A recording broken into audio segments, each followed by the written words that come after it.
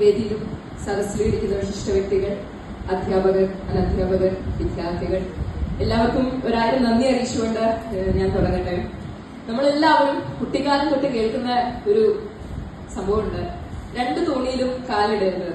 എല്ലാവരും കേട്ടിട്ടുണ്ടോ? ഉണ്ട്. പക്ഷേ ഒഴുക്കിനെതിരെ നീന്തുന്നത് കൊണ്ടാവണം ഞാൻ ചെറുപ്പം തൊട്ട് തന്നെ ഒന്നിലധികം തോണികളിൽ കാലിട്ട് ശീലിച്ച ഒരാളാണ്. അങ്ങനെയാണ് എന്റെ പരിചയം. അപ്പോ കലാലയ രത്ന പുരസ്കാരത്തിന് ഒന്നിലധികം മേഖലകളിൽ പ്രവർത്തന പാരമ്പര്യമുള്ള വിദ്യാർത്ഥികളിൽ നിന്നാണ് അപേക്ഷകൾ സ്വീകരിക്കുന്നത്. അതുകൊണ്ട് തന്നെ ആവണം എന്റെ ദേവഗിരി കോളേജിലെ പ്രിൻസിപ്പൽ ആയിട്ടുള്ള ബോബി സാറും അതുപോലെ തന്നെ എക്കണോമിക്സ് ഡിപ്പാർട്ട്മെന്റിലെ ഷൈനി മാമും 3 മാസം മുൻപ് തന്നെ ഈ ഒരു പുരസ്കാരത്തിനെ കുറിച്ച് എന്നോട് സൂചിപ്പിച്ചത്. എന്നെ കുറിച്ച് ഇവരൊക്കെ ഒരുപാട് കാര്യങ്ങളൊക്കെ പറഞ്ഞു.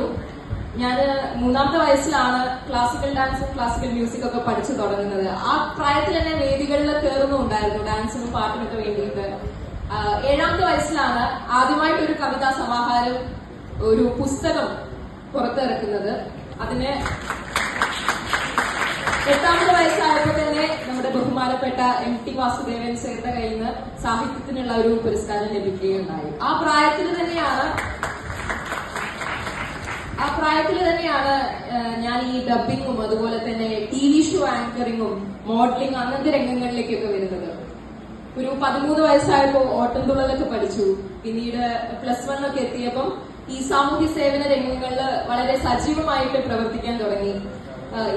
നമ്മുടെ നാട്ടിലും അതുപോലെ തന്നെ പുറത്തുമുള്ള കുട്ടികൾക്ക് വേണ്ടിയിട്ട് ട്യൂഷൻ എടുത്തു കൊടുക്കാൻ തുടങ്ങി സയൻസ് സബ്ജക്ട്സില്.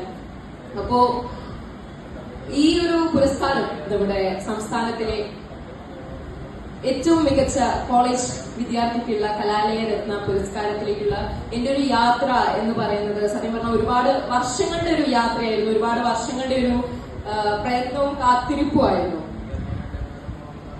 ഒരുപാട് കാര്യങ്ങളെ ഒരേ സമയം കൈകാര്യം ചെയ്യാൻ എന്നെ പഠിപ്പിച്ചതും അതുപോലെ തന്നെ ഒരു സാമ്പത്തിക സ്വാതന്ത്ര്യം എന്നൊരു ആ ഒരു തലത്തിലേക്ക് എന്നെ എത്രയോ വയസ്സ് മുൻപ് തന്നെ എത്തിച്ചതും ഏതൊരു പ്രശ്നത്തെയും വളരെ സധൈര്യം നേരിടാനായിട്ട് എന്നെ പഠിപ്പിച്ചതും ഇവിടെ മുന്നിലിരിക്കുന്ന എന്റെ അമ്മയും അമ്മൂമ്മയാണ്. നിങ്ങൾക്ക്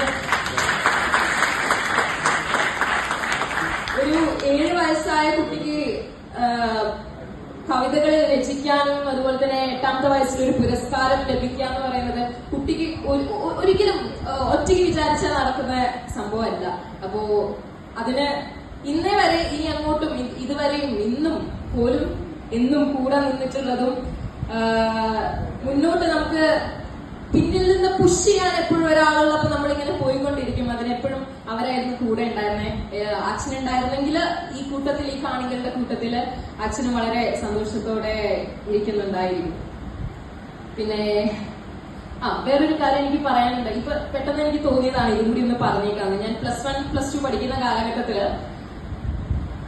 ഞാൻ 1200 1200 കിട്ടണമെന്ന് വിചാരിച്ച് പഠിച്ചിട്ടുണ്ടായിരുന്ന ഒരു വ്യക്തിയാണ്. വളരെ പാഷനേറ്റ് ആയിട്ട് എനിക്ക് 1200 തന്നെ വേണം, അത് കിട്ടിയിട്ട് ഞാൻ അടങ്ങുമെന്നൊക്കെ വിചാരിച്ച് പഠിച്ചിരുന്ന ആളാണ്. ഈ കൂട്ടത്തിൽ അങ്ങനെ വിചാരിച്ചിരുന്ന ഒരുപാട് പേരുണ്ടായിരിക്കും. +1 ഒക്കെ കഴിഞ്ഞപ്പം +1 എനിക്ക് തോന്നുന്നു 520 ആണ് തോന്നുന്നു ഫുൾ മാർക്ക്. എനിക്ക് കറക്റ്റ് ഓർമ്മയില്ല. +1 ഞാൻ വിചാരിച്ച പോലെ കാര്യങ്ങളൊക്കെ വളരെ സ്മൂത്ത് ആയി നടന്നു. ഫുൾ മാർക്കൊക്കെ കിട്ടി.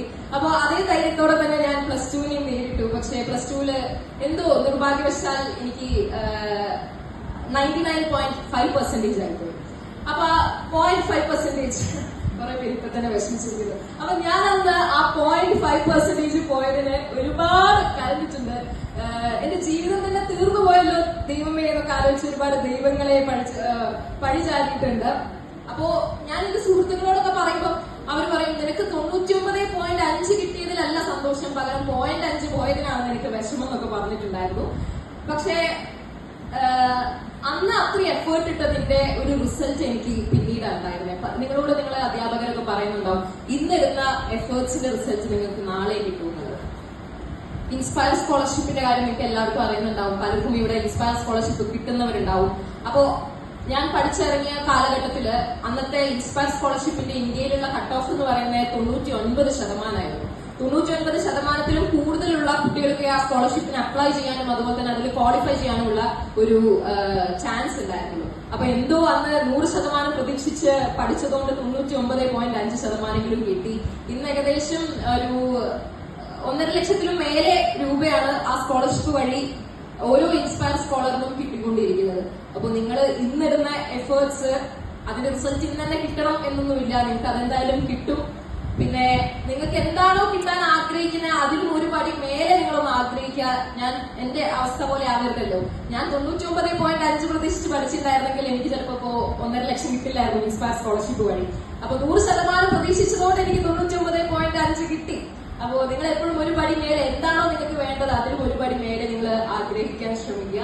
പിന്നെ ഈ ഒരു പുരസ്കാരത്തിന് അതിന് അപേക്ഷിക്കാനായിട്ട് ഉള്ള ആപ്ലിക്കേഷൻസ് എല്ലാവർക്കും സർക്കുലേറ്റ് ആയതുകൊണ്ട് എന്ത് സംശയത്തിനും എനിക്ക് അപ്പൊ തന്നെ മറുപടി തന്നുകൊണ്ടിരുന്നിരുന്നത് നമ്മുടെ ടിജി ഫാദർ ആണ്.